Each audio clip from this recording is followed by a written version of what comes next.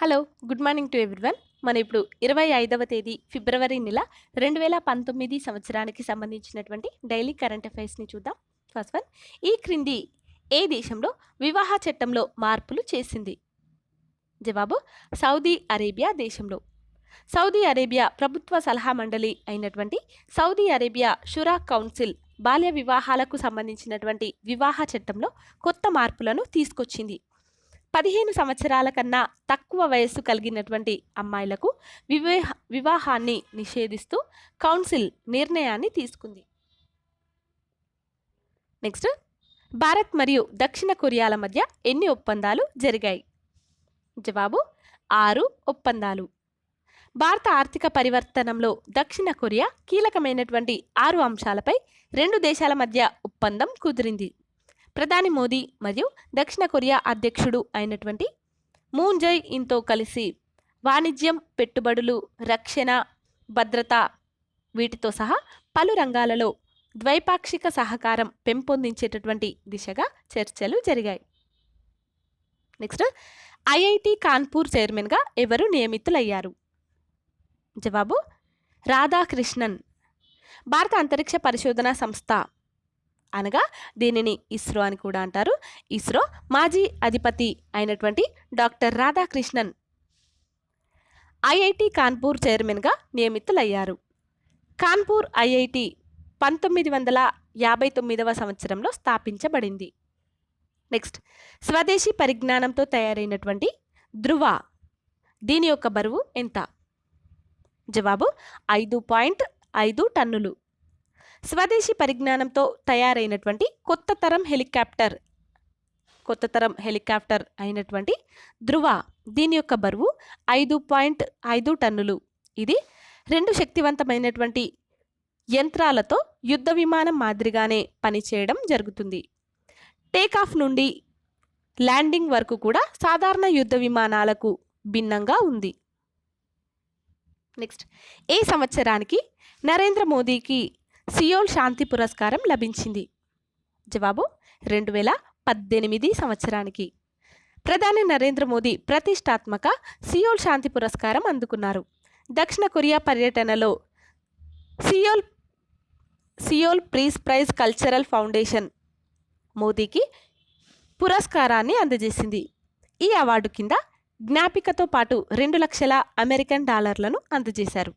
2 సంవత్సరాలకు ఒకసారి అందజేసేటటువంటి ఈ పురస్కారాన్ని 2018 సంవత్సరానికి గాను మోదీకి అందజేశారు. నెక్స్ట్, 2018 సంవత్సరానికి గాను పివి నరసింహారావు అవార్డు ఎవరికి దక్కింది? జవాబు మన్మోహన్ సింగ్. 2018 సంవత్సరానికి గాను పివి నరసింహారావు జీవన సాఫల్య పురస్కారాన్ని మాజీ ప్రధాని మన్మోహన్ సింగ్కు ఢిల్లీలోని తీన్మూర్తి భవన్లో ప్రదానం చేశారు. ఈ అవార్డును రాష్ట్రపతి రామ్నాథ్ కోవింద్ చేతుల మీదుగా అందించారు.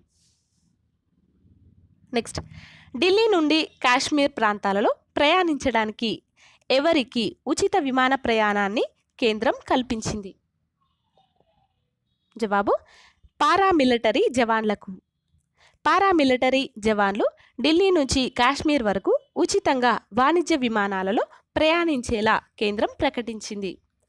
ఢిల్లీ నుంచి కాశ్మీర్, శ్రీనగర్ నుంచి ఢిల్లీ, జమ్మూ శ్రీనగర్ మరియు శ్రీనగర్ జమ్మూ మార్గాలలో జవాన్లు ఉచితంగా ప్రయాణించేందుకు కేంద్రం ఈ అవకాశాన్ని కల్పించింది.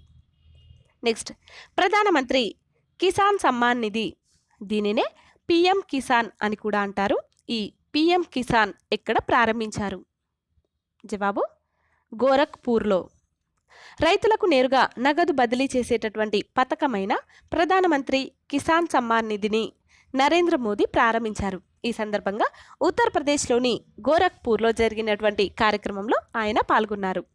తొలి విడతగా ఉత్తరప్రదేశ్, కర్ణాటకతో సహా 14 రాష్ట్రాలకు చెందినటువంటి 1 కోటి మంది రైతులకు బ్యాంకు ఖాతాలలో 2,000 రూపాయలను జమ చేశారు.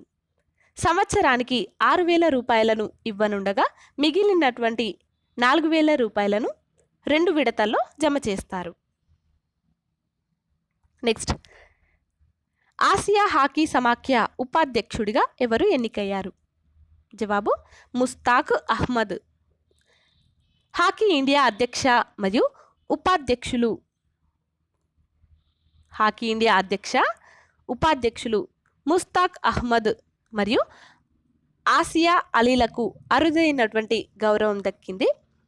ఆసియా హాకీ సమాఖ్య ఉపాధ్యక్షుడిగా ముస్తాక్ మరియు కార్యనిర్వాహక బృందం సభ్యురాలిగా ఆసియా ఎన్నికయ్యారు. జపాన్లో జరిగినటువంటి సమావేశంలో వీరిని ఎన్నుకున్నారు. నెక్స్ట్, ఆంధ్రప్రదేశ్ మరియు తెలంగాణ రాష్ట్రాలకు ఏ అవార్డులు దక్కాయి? జవాబు డిజిటల్ ఇండియా. వివిధ విభాగాలలో మెరుగైనటువంటి సాంకేతిక సేవలకు గాను ఆంధ్రప్రదేశ్ మరియు తెలంగాణ రాష్ట్రాలకు డిజిటల్ ఇండియా అవార్డులు దక్కాయి. ఈ అవార్డుల ప్రధానోత్సవం ఢిల్లీలో జరిగింది. భూ రికార్డులలో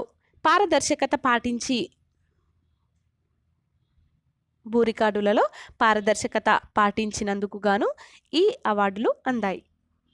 ఫ్రెండ్స్, మీకు మా వీడియోస్ కనుక నచ్చినట్లయితే లైక్ చేయండి, అలాగే మీ ఫ్రెండ్స్కి షేర్ చేయండి. అలాగే మీ అభిప్రాయాలను మరియు విలువైనటువంటి సూచనలను మాకు కామెంట్ల రూపంలో తెలియజేయండి. అలాగే మా ఛానల్ని సబ్స్క్రైబ్ చేసుకోండి. Thanks for watching.